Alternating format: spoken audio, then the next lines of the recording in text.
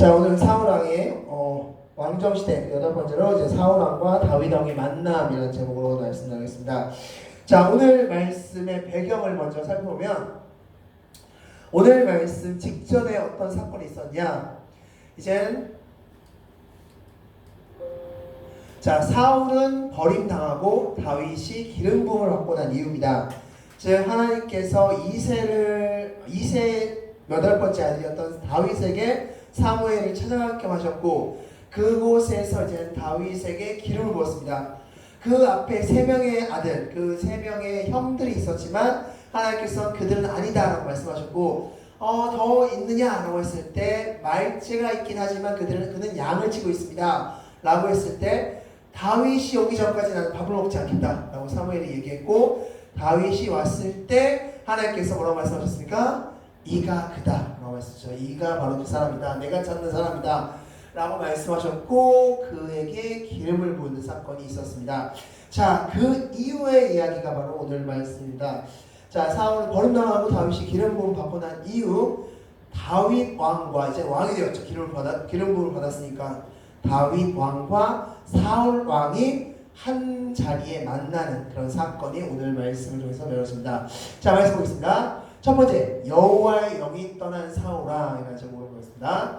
자, 사무엘상 16장 14절 말씀 다 같이 읽겠습니다. 시작. 여호와의 영이 사울에게서 떠나고 여호와께서 부리시는 악령이 그를 번뇌하게 한지라. 아멘. 자, 여호와의 영이 사울에게서 떠났고 여호와께서 부리시는 악령이 그를 번뇌하겠다고 말씀하고 있는데, 자, 여기서 먼저 우리가 주목할 단어는 바로 부리시는 악령이라는 뜻이죠. 자, 부리시는 악령, 여호와께서 부리시는 악령이라고 말씀하고 있습니다. 자, 이것은 크게 우리에게 두 가지를 시사해주고 있습니다. 첫 번째, 악한 영도 하나님의 주권 아래 있다는 것을 말씀해주고 있습니다. 즉, 악한 영, 사탄, 그 마귀들, 그것들은 그 존재는 하나님과 따로 동떨어진 존재, 하나님과 별개의 존재, 하나님과 대등할 수 있는 존재가 아니라 하나님 아래에 있는 존재다라는 것을 말씀해주고 있습니다. 자, 성경 말씀 좀 보겠습니다. 욥기 1장 16절 말씀, 가장 대표적인 말씀이죠. 다 같이 읽겠습니다. 시작.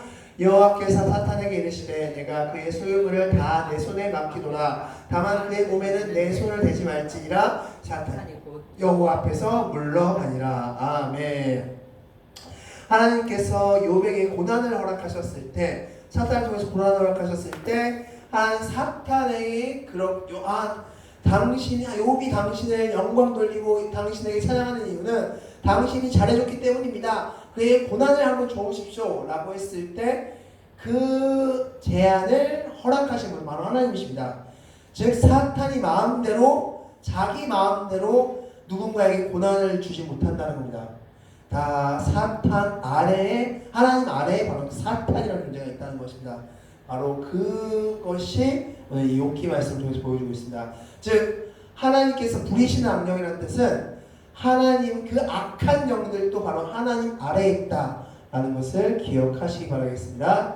또한 누가복음 8장 31절 말씀에서도 이런 말씀이 있습니다. 다 같이 읽겠습니다. 시작. 무적행으로 들어가나 하지 마시기를 간구하더니. 아멘. 자, 무덤가에 있었던 귀신 들린 사람, 예수께서 오셨습니다. 자, 그럴 때 예수님께 이렇게 부탁하는 거죠. 제발 우리를 무적행에 넣지 말아주십시오 라고 했을 때 어디로 갔습니까? 돼지에게 갔죠. 네, 돼지에게 가서 돼지가 몰살당하는 사건이 있었죠. 자, 즉 악한 영도 누구 아래 있다? 하나님 아래 있다는 것입니다. 굉장히 우리가 신앙생활 할 때 중요한 포인트라는 것을 기억하시기 바랍니다. 악한 영들도 하나님 아래에 있는 존재들이다 라는 것을 기억하시기 바랍니다.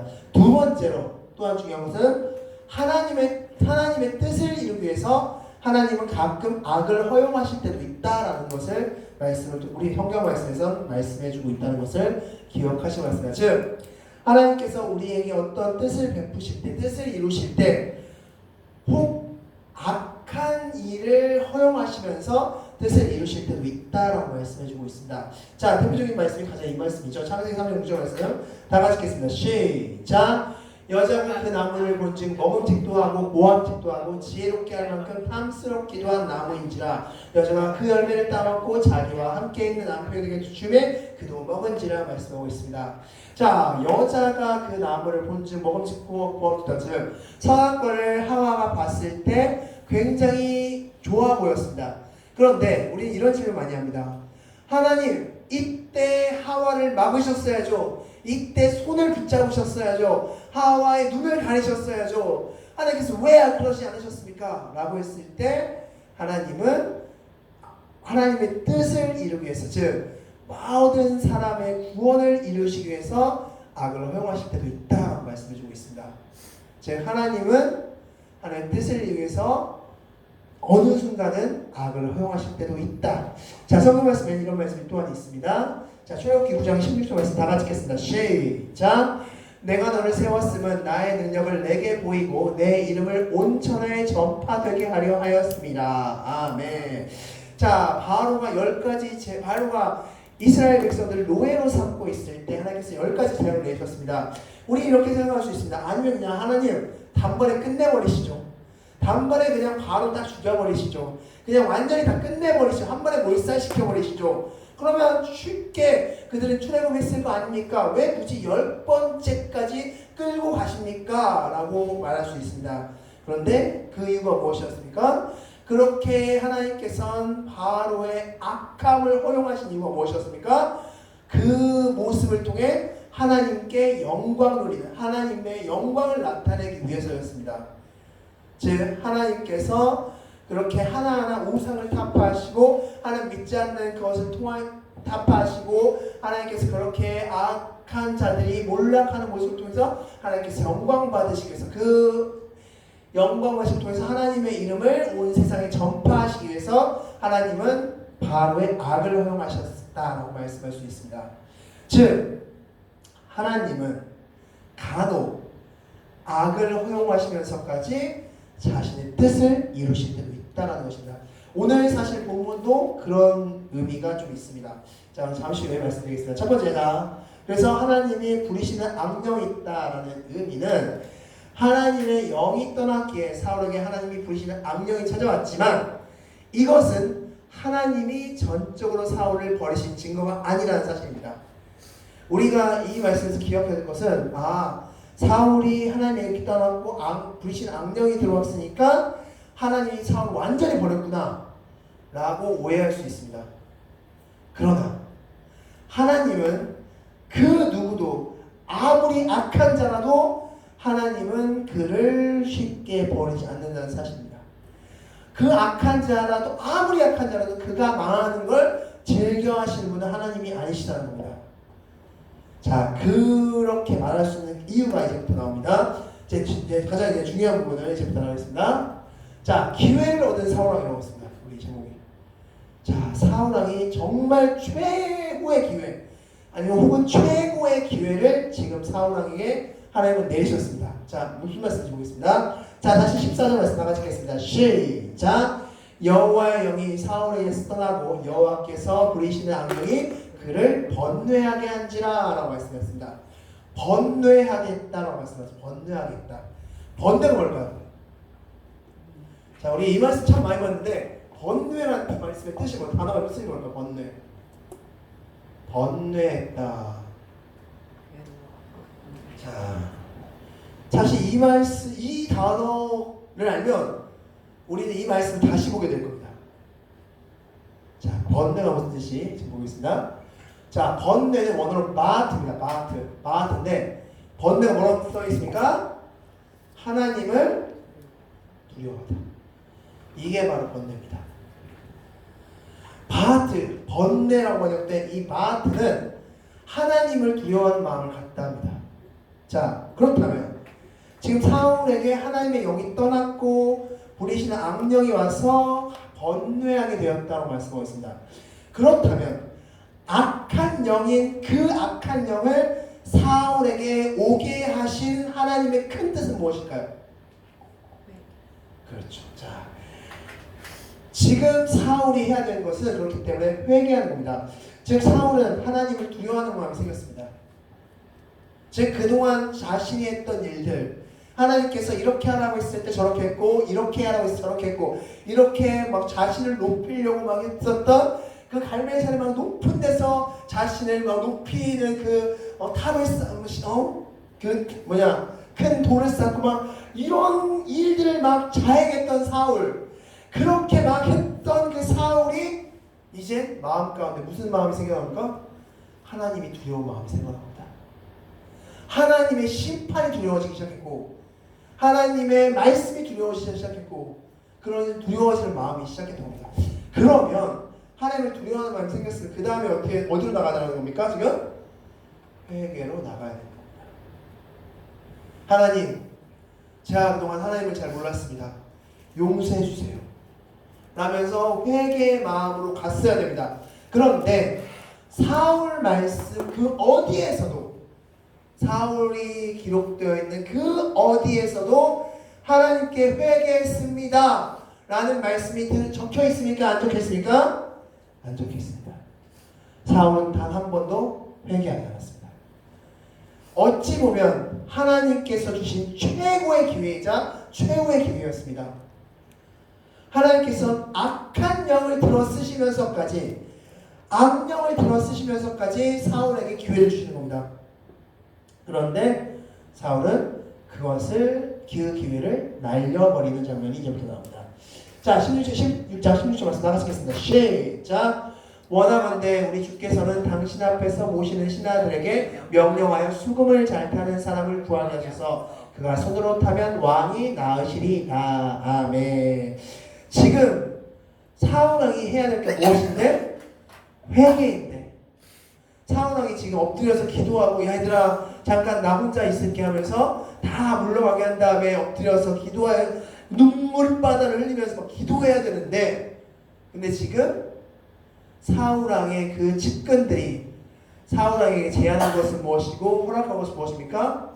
수금을 연주하는 사람으로서 당신의 마음을 상쾌하게 원합니다 라는 이야기를 했고, 그때 그들의 신하 중에 한 명이 다윗이라는 사람이 있는데, 그가 그렇게 하나님께서 쓰시는 사람이랍니다.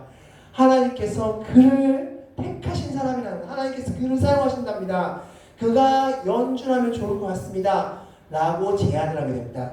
그래서 다윗이 드디어 기름 부음을 받은 이후 다윗이 사울 왕궁에 입성하게 됩니다. 자, 말씀 보겠습니다. 다 같이 읽겠습니다. 시작. 하나님께서 부리시는 악령이 사울에게 이를 때 다윗이 수금을 들고 와서 손으로 탄즉 사울이 상쾌하여 낫고 악령이 그에게서 떠나더라. 아멘.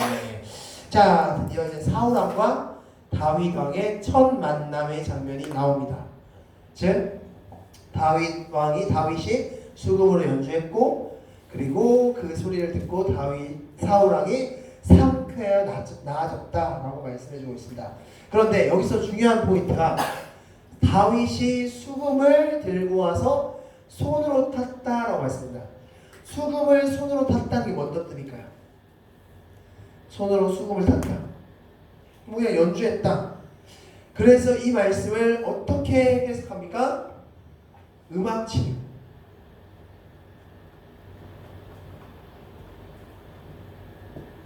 음악 테라피.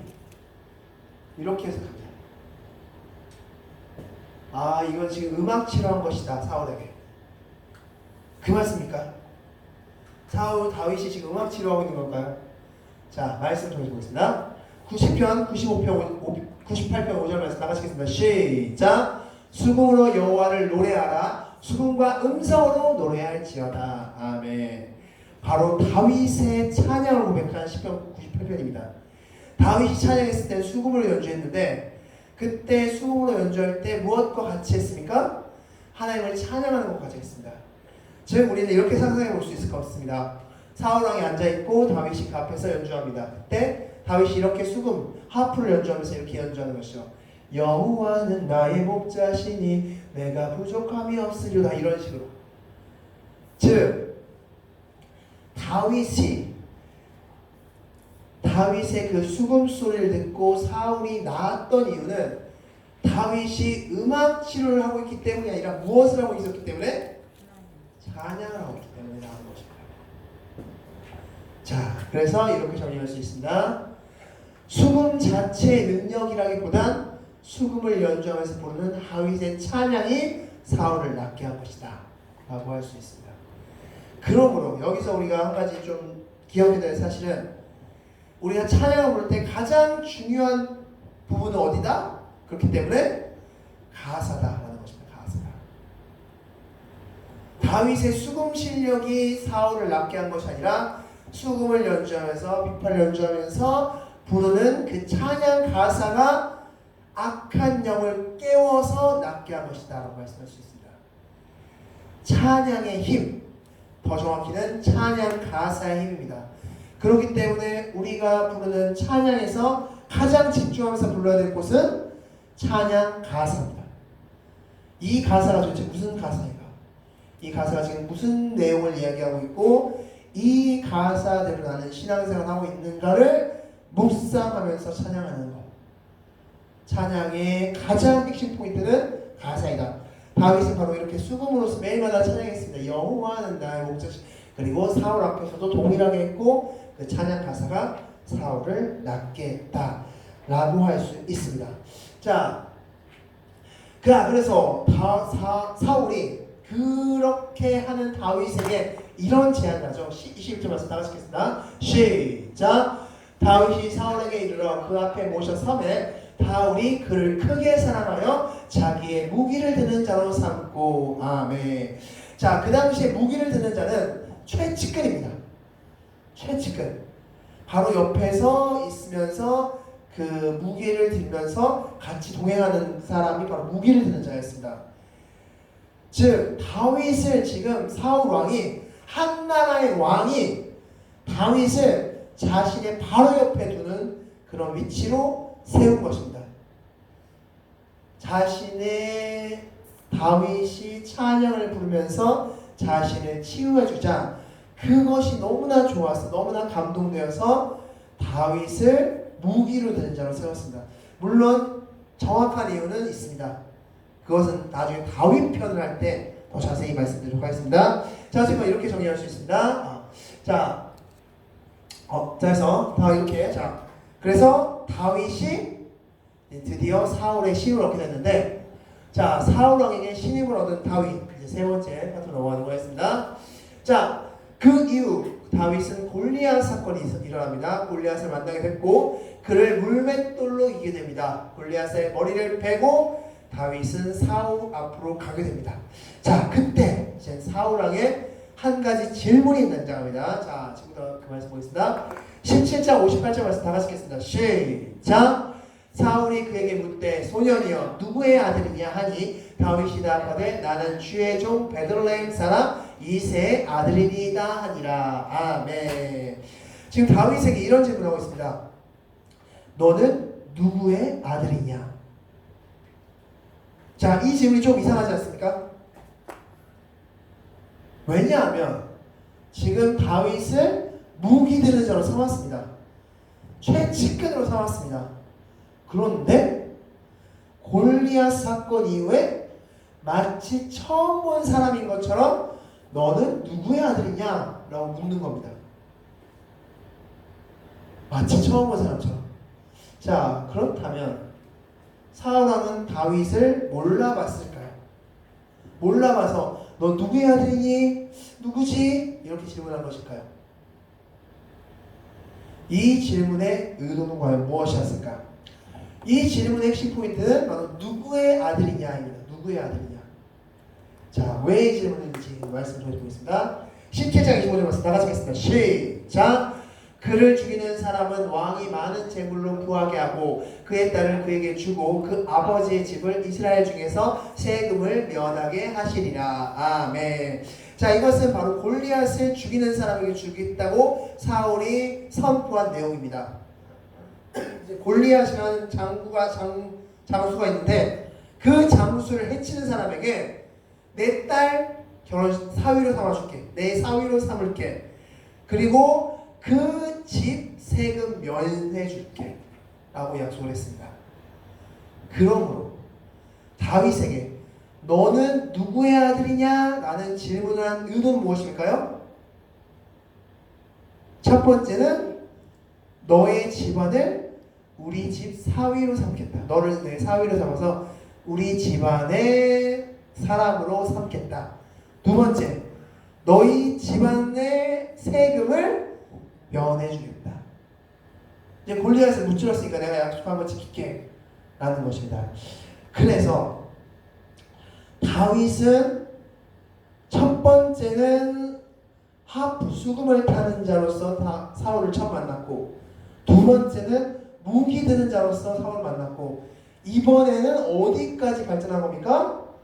사위로까지 발전한 겁니다. 그래서 사울은 다윗 집안에 복을 주려고 했으며 다윗을 사위 삼고자 했습니다.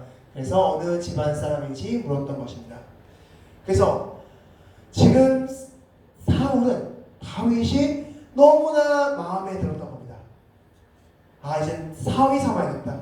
내 사위 다윗이요, 내 사위 다윗사 이러면서 사위 삼으려고 그렇게 준비하고 있는 와중에 한 가지 사건이 던지는데 다음 주에, 그래서 그 사건 이후로 사울은 다윗을 향한 마음이 완전히 변하게 되고 10년간의 추적이 시작됩니다.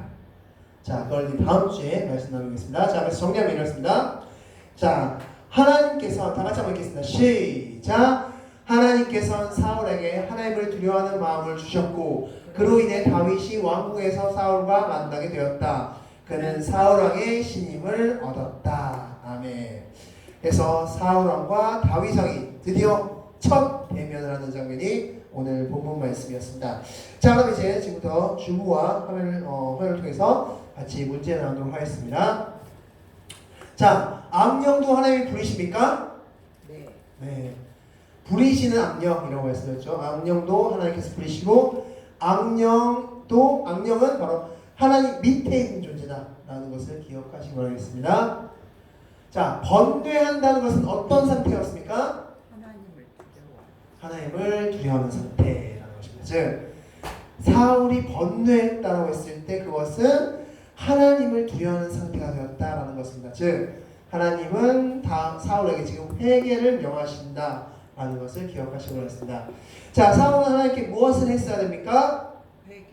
회개를 했어야 됐습니다. 그러나 사울은 그 어떤 기록에도 사울이 회개했다는 기록은 찾아볼 수가 없습니다. 다윗이 수금을 탔을 때 사울은 어떻게 되었습니까? 상쾌하여 나았다라고 말씀하셨어요. 상쾌해서 나아졌다라고 말씀해 주고 있습니다. 다윗은 수금을 연주할 때 무엇도 같이 했습니까? 찬양, 노래, 찬양을 같이 했습니다. 그래서 이것은 음악 치료의 장면이 아닙니다. 바로 하나님을 찬양하는 장면이고 그 찬양 가사에 은혜가 있었기 때문에 사울 왕이 치료를 받았다라고 볼 수 있는 것입니다. 사울은 다윗을 자신의 무엇으로 삼았습니까? 네, 무기 드는 자로 삼았습니다. 그래서 진짜 최측근, 가장 옆에 두는 자로서 다윗을 삼았습니다. 마지막, 골리앗 사건 이후 사울은 다윗을 무엇으로 생각합니까? 네, 사위로 생각했습니다. 그래서 내 집안이 어떤 집안이냐? 라고 묻습니다. 내 아비가 누구이냐?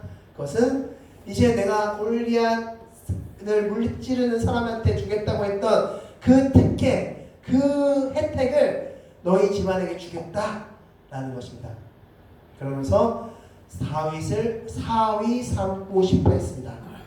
자, 그렇게 이제 다윗과 사울의 관계가 너무나 좋았는데, 그러나 다음 주부터 이제 사울의 추격 사건이 일어납니다. 그래서 10여 년 동안 사울은 다윗을 쫓아다닙니다.